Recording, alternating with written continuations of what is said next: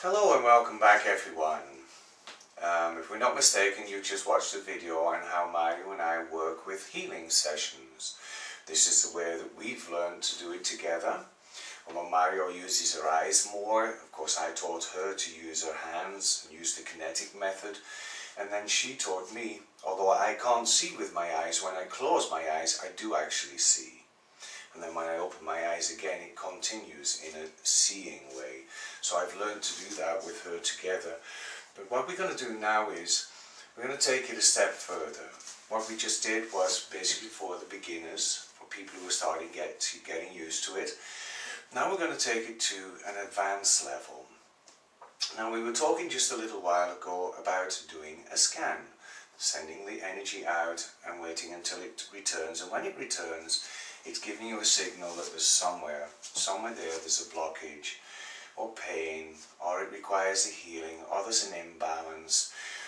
Those are the signals that you're waiting for. And when you get to that point, for instance, if I was to go like that now,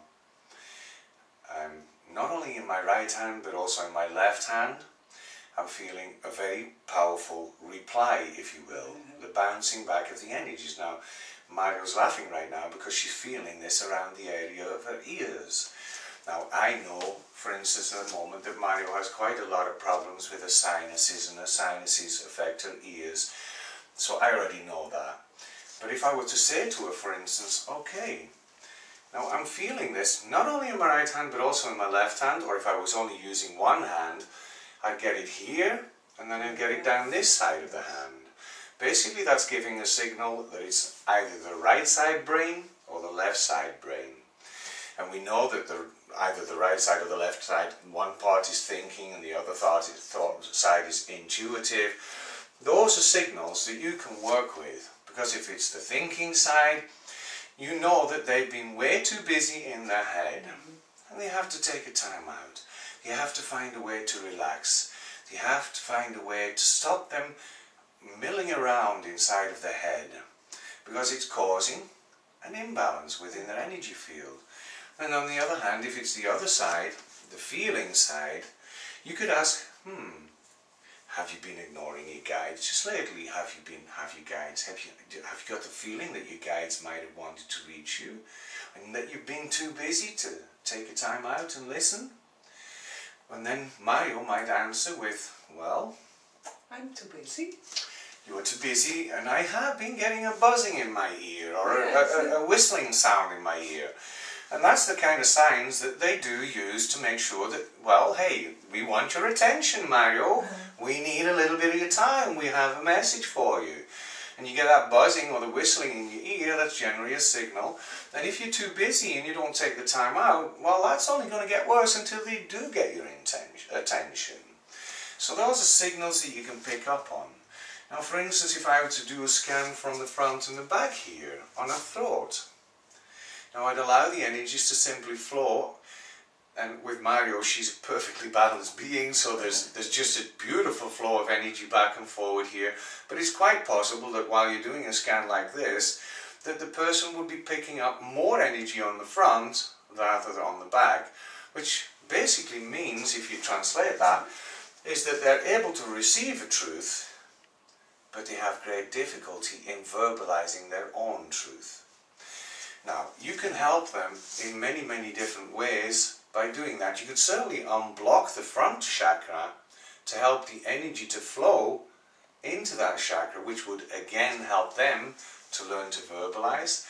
There are also other things you can do. If you followed the full course of the Shambhala energies by now, you know that the electrical energy is basically the bringing forth of the creative energies.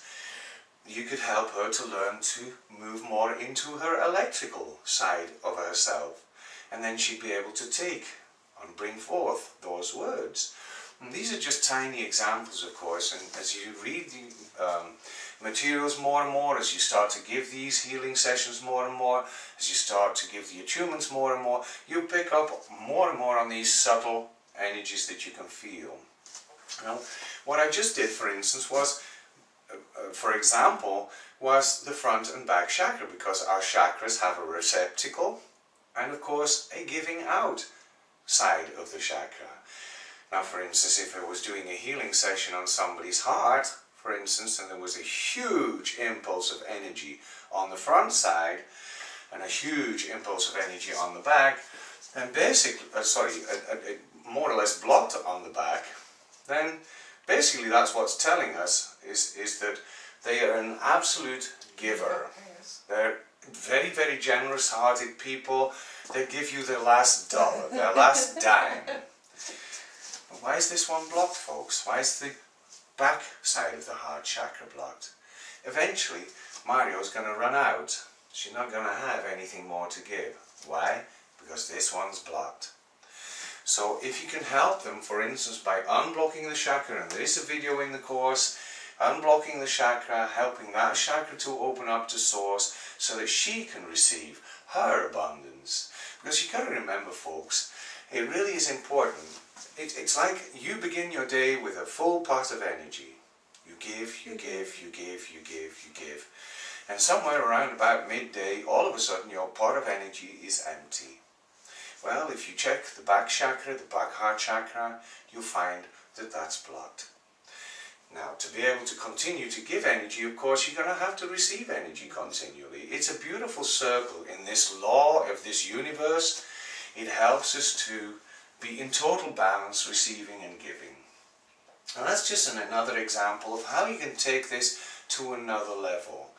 We've talked about the left hand, the right hand side of the hand, or the scanning.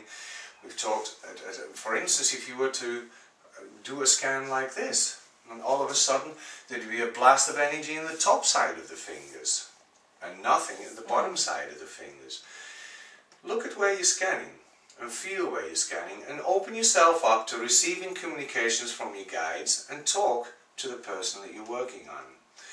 For instance, oftentimes, this would perhaps point to that this would be in another dimension or in another timeline. Certainly if you're a good deal higher here and you get a little bit towards the connection of the crown chakra, but here's a lot of energy, for instance.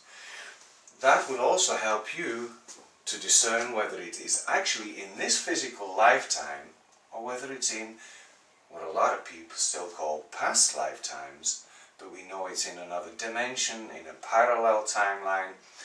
We know that we could work with that, and we could close our eyes, we could perhaps get visions, we could ask questions. Have you ever felt this? Have you ever experienced this?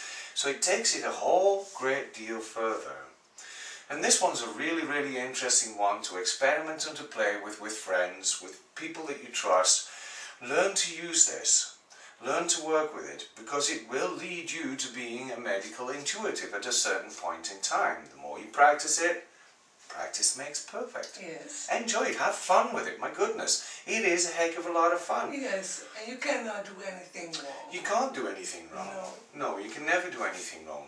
We can't do any damage to anybody, because remember, the first rule is the loving intention, yes. the loving intent to do this. Well, we've given you a little bit of information about advanced healing sessions and how to learn to feel the subtle differences and what to do with these subtle differences. The feeling is important, observing is important, communication is important between each other, but communication is also important with your guides. Any intuitive feelings that drop in while you're working on them, just make a little mental note and then prepare to ask questions at a certain point in time. Just as in the last video, we might have missed some little bits and pieces, and if we have, we'll come back with part 2. But for now, this was Advanced Healing. Yes. Thank you for listening, everyone. Enjoy and have fun. Yes. Namaste. Namaste.